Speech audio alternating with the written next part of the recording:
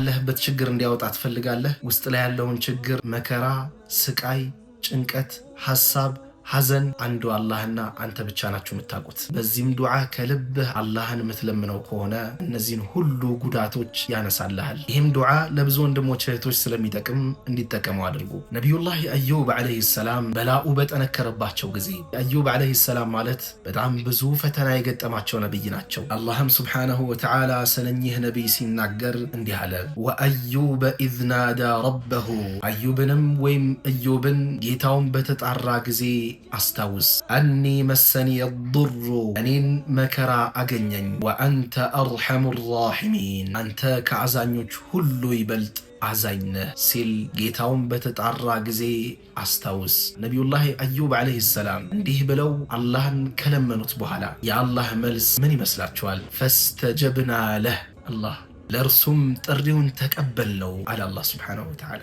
ወከሸፍና ማ ቢሂ ሚን ዱር፣ ከጉዳትም በእርሱ ላይ የነበረውን ሁሉ አስወገድን አለ አላህ ስብሓነሁ ወተዓላ። ያ አኺ ወላህ ከልብህ አልቅሰህ አላህን ስብሓነሁ ወተዓላ ለምነው፣ ውጤቱን ትመለከተዋለህ።